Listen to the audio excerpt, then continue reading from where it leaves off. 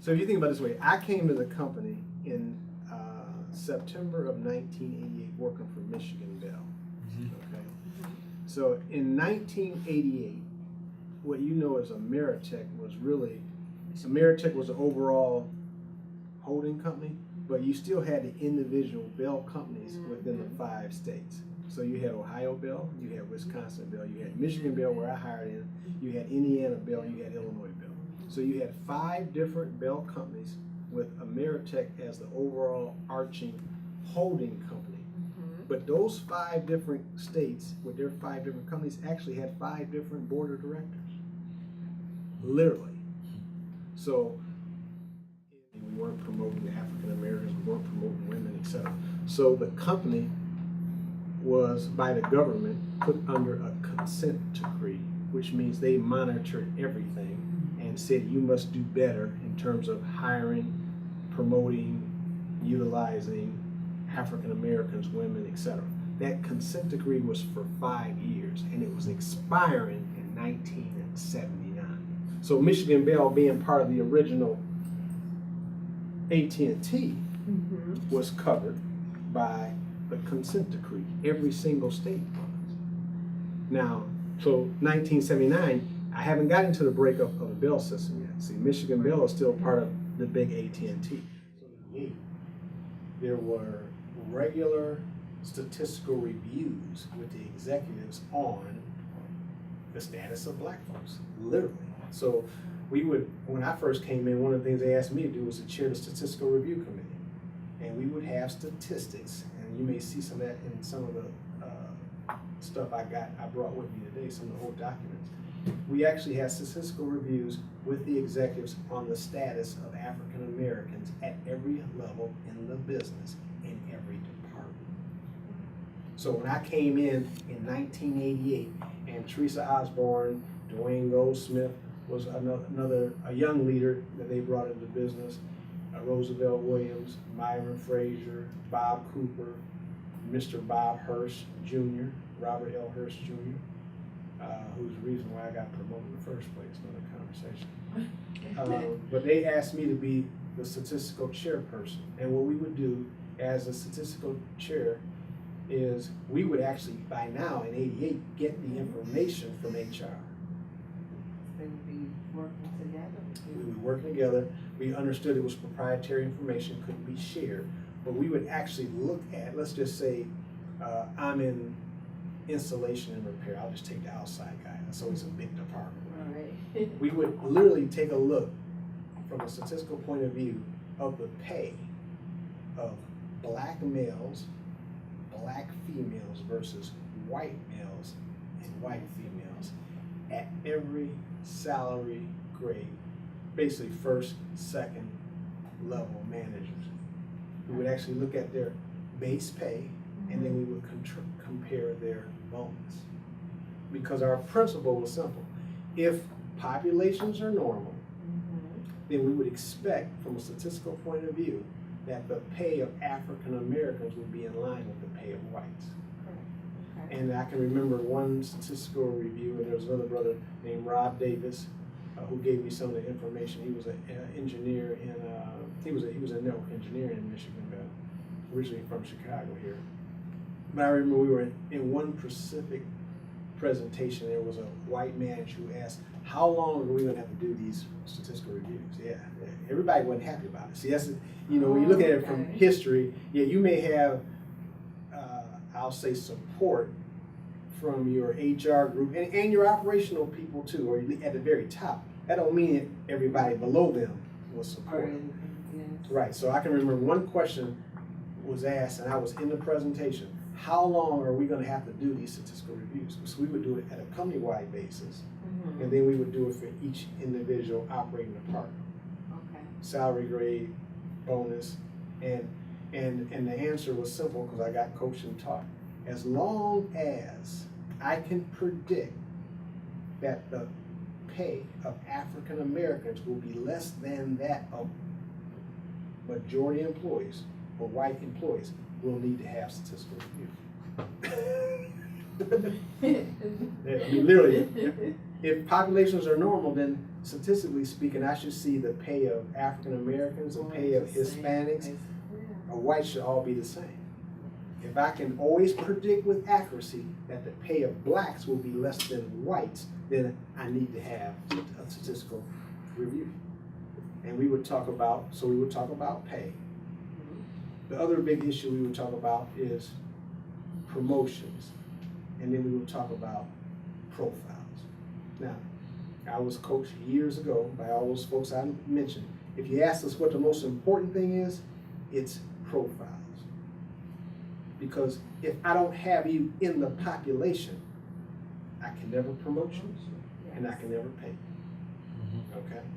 So Michigan was very sophisticated in these statistical reviews. These statistical reviews happen at least twice a year at the corporate level. I'm talking about with the chairman and all his direct reports. We would have a statistical review with them, and then we would go to the direct reports to the chairman and come down to their departments.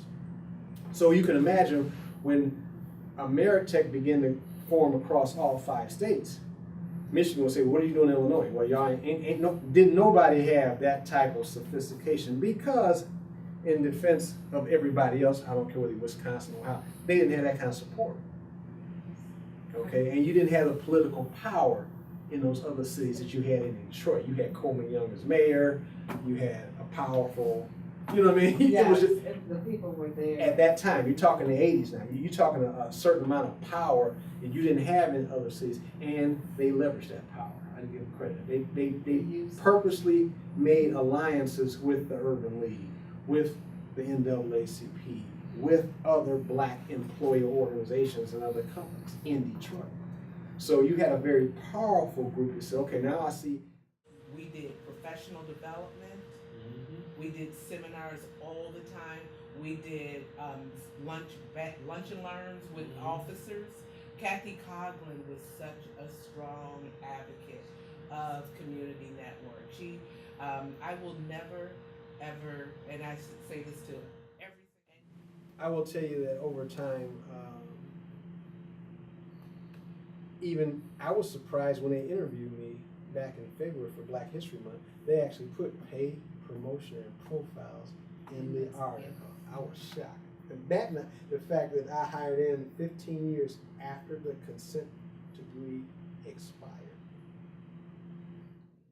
And that is so critical, because members need to know that what they are putting their energy to, what they're putting their monies towards, what they're, if they have an association with, that it is something that has integrity. And that was so critical for us, because we like being able to go out and say, you need to be part of this. Mm-hmm. Somebody say, wow, I can tell you why. Elaine created talking points. I can tell you why. and things like, when you have membership meetings and you want your members to show up, because you would like to have a membership meeting every month. Realistically, it's not going to happen. Right. You have a board meeting, okay, to handle the business. But those membership meetings is where members could come and find out what was going on. And then those, to her point, those talking points would be, we would do, accomplishments. Yes. To show the members what we've accomplished. Yes.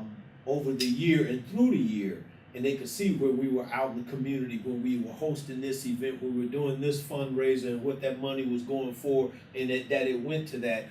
When we were having this kind of seminar, lately we just started back.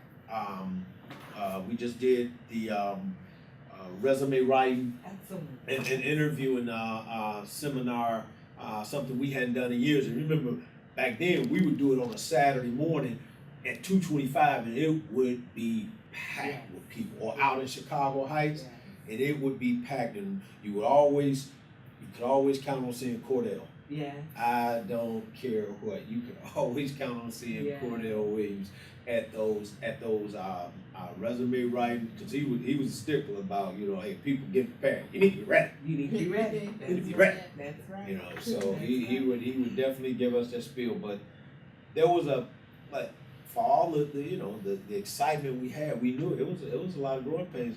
Them board calls were long. That planning that conference, those calls were, I'm talking about some of them calls didn't end until 11 o'clock at night. They started at 7. And it would be, and I would be like, and honestly, it was just like, what the heck have I gotten myself into? These jokers? Juanita be like, Kerry Walker? Oh. Because he'd be like, I don't know if I'm like, man, and Juanita, because I had worked for her, so she had no problem fucking me for anything. Hey, come here, I want you to do this. I'm like, Juanita, you know, but to this day though, I appreciate her for doing that, because, you know, where Yvette's business, you know, she said she credited Community Network for her business. I credit Community Network for opening up my network, opening up my network of people in this company, you know, and it's not something, you know, you don't want to brag about, but you have to sit back and think, you know, when there's people in other states that know you, are happy to see you when you show up, that's a good feeling. So when you go to now obviously we don't do conferences anymore, but when you go to the company's national ERG conference, and I run into people that I met at conferences years ago, and it's just like a family reunion, that's a good feeling, and that all happened. And not to mention, I met my wife at a conference, so, and Derek and Cordell, I mean, were lockstep with us all the time. They may not have been on all the board calls. And here's the thing. They were on some of them board calls and didn't tell us. Because Cordell to this day will still join one and be sitting there, and you be an hour into the call and getting ready to wrap it up, and he was like, and this is Cordell, I got a question. You'd be like, when did he join the call? But Derek also, but they were lockstep, and when I would talk to other chapters and they would ask, how do you get, you know, how do y'all do this? I said, well, I can tell you right now. We got 2 advisors, you know, a director and a VP, that whatever we need pushed, they'll go push for us.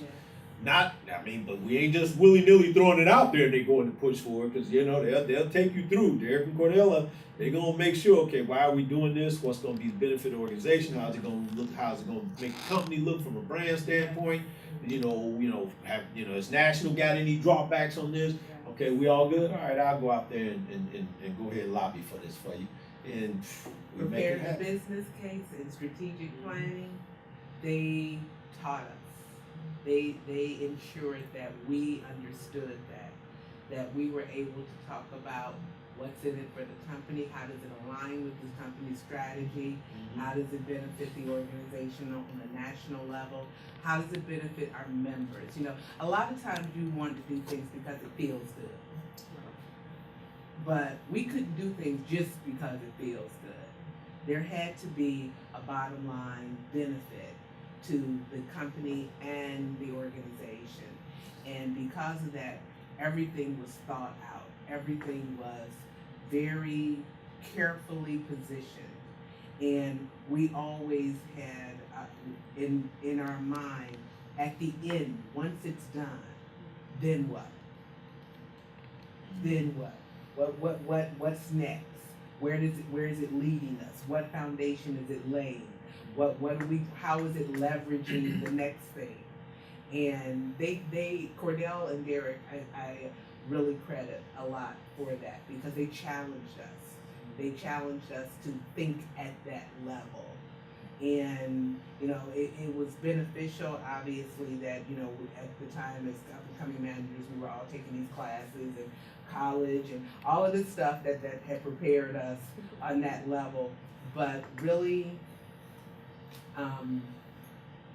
for me, especially after I left the company, I realized how much I learned from the experience about leadership, about engagement, about inspiring people to want to do and be part of something bigger than themselves. And really about how do you take it to the next level? You know, how do you do it better, faster, smarter? All the time. All of the time. And also, to your point, and we started this before social media, Hard to believe. So you start looking at stuff like that, and you realize, you know, even for me, and when people say, you know, I heard people tell me all kind of stuff, you know, your career is not as successful as you want to. Well, it depends on how you measure success in a career, right? If you measure in levels of money, that's one way. That's one standard of measure. But if you measure it in terms of lives impacted, it could be a different measure. So when I look at a Max Reed, to think that we had one of those critical conversations in my office. Yeah, and he told us about it too. Yeah. Max is vice president of CDW. He was our keynote speaker, making stupid money. He made stupid money when he was consulting. The first time I hadn't seen Max, we had talked in my office, and I told him I think he should quit the company and go to school. He looked at me and I said, yeah. I said, you gotta remember, I'm a little different than most AT&T. I work somewhere else. So I understand the change. And you don't take long to know me, to understand Quill is a blood covenant son of the Most High God. God of Abraham, the God of Isaac, the God of Jacob, the God of Moses, the God of Joseph, I can go on. So I'm very rooted in that fundamental. And I understand that you have a destiny path. And it may not look, everybody has a destiny path. She's still doing great Yeah, things. she is powerful. Still powerful, but yeah. So it was a lot of, I think what the success of the Illinois chapter in my mind was what you had a group, that initial board, once we merged into community network, was really driven. And we, at the time, we probably wasn't planning it that way, but we realized when we got a foundation in place, we built off that model. And you might have heard Shonda on the board calls last year. I would talk about from a financial standpoint. I always reference back to Angie Vanderbilt and Sean. You know, hey, you got to be good stewards of this money. Absolutely. You know, if we have to sit on here and get nasty about it, but it's the money. Yeah. You know, we can't be out here willy-nilly with this money. We got to roll it up to the member. We got to explain it to the membership, the corporation. And now we're 501c3. You got to explain to the federal government what you're doing with this money. And Carrie, I think you used the word there that is so integral in the fiber of the organization, stewardship. Mm-hmm. Being stewards over our finances, stewards over our membership, stewards over our community, stewards over our company, realizing that our role is a temporary role to be stewards for such a time as you are there, and that you should leave something better than how you found it. And that from a leadership perspective, that for me was like one of the driving lessons, is that it is about the stewardship. It truly, truly is. Yeah. Actually, what you just said, the way you said that, I'm like, wow, she coming up with one of those Cynthia Marshall. Yeah, we were able to Chicago, California, St. Louis, Columbus, Ohio, San Antonio, Texas, Charlotte, North Carolina, Atlanta, GA. Now, the only ones I would have would have been, Connecticut. oh, I forgot, Connecticut would have been 05, Yeah. Dallas was 02, Dallas. and wasn't it in Houston It or was. LA? One of those, and I think right after the merger or something. Yes. Yeah, I think it was in LA, Okay. and then Dallas. And then Dallas, then Chicago. And then Chicago. Okay. Yeah. Then Then Frisco, then Connecticut. Then Connecticut. Yeah. St. Louis, Yeah. that was 06, 07, 08, we didn't do anything on 09, 2010, 2011. And after 2011, yeah, The company the said, company join said, ERG. yeah, look, y'all, we ain't, this is no more an option. Stop having a conference. Because we were like, we can have our own conference. You know, we having too much fun. But, yeah, and you got the group, the board now that's in place, and the boards. I mean, you look at, you know, Andrea coming in as president, coming from Indiana, you know, coming from a smaller chapter. I remember having those conversations with her about the growing pains of running a bigger chapter and just, get your board to be your workers. They gotta work. Everybody has to work. Yes. You can't do it all. You can't do it all, and then, Sharice becoming the president, now you got that whole new generation, and trying to merge and change culture and the way the organization thinks, but at the very end of it all, it's still about the foundations that are in place. If you build on those, you can transition them. Yes. But you still got to be willing to work with them and work through them, and we've been able to do that, and now Darshell is in that role. The only thing I would say is if we take a picture, I'm the only guy president in the chapter since it merged with Community Network, since ABAP merged with Community Network. It's only been one male president, and that's me. It's been all female presidents. But from the beginning, you were heir apparent. Yeah.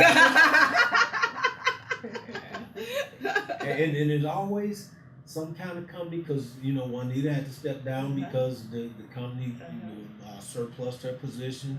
Now, but you stepped down because you went to the RD role, and they went at that time. You couldn't be a president in the RD. Then they quickly changed it, because then when you had to left the company because they surplus your department, then I ended up running and being an RD and a president. I'm like, I thought you couldn't handle both. Oh yeah, you can. All right. Never mind. That was cool. That was a unique perspective also. But one of the things too that I appreciate is that regardless of who is in that leadership role, they have people that they can touch. There are advisors that are there, people who are always there to support them and to assist them and to encourage them. And I left the company in 2008, but I never left Community Network, the family. I'm always in the peripheral somewhere. Juanita is in the peripheral somewhere. We may not be active on a daily, but like the other night I was out and Sharon Kid Fryer and I saw each other, ran up, was like, ah. Sylvia goes to my church. She sits in the pew behind me every Sunday. Okay. So always just there to support and love on each other. And once you're in, it's like the mob. Once you're in, you'll never get out. You'll never get out. You're a made man. You are made. You're in for life. And I truly appreciate being engaged and allowed to participate. And always, I miss you, Mr. Walker. We always have good banter. Yeah. I was a vice president for years, and they delegate, boy. Why you say that? But again, it's all in that because I follow her model of when you be vice president, and I still to this day tell them all, when you're the vice president, you really have to touch every committee and make sure the president, that's your job to help the president. Everything here's how everything is going. So when those committees read out on those calls, you should know what they're gonna read out. You should already know. And if not, be ready to fill a gap. We go through them calls, and when so-and-so don't have a report to give, they not on the call. Really, the VP can step in and say, well, they doing this and they doing that, they doing this and they doing that. And that's not if they don't do it, it's not a bad thing, but that was the model when I became her VP, and I watched her be Juanita's VP. Juanita didn't have to worry. Yvette was all over every committee. What were y'all doing? Where you at with that? Well, is it gonna be ready? I mean, we got this coming up, and it just carry on. Yeah.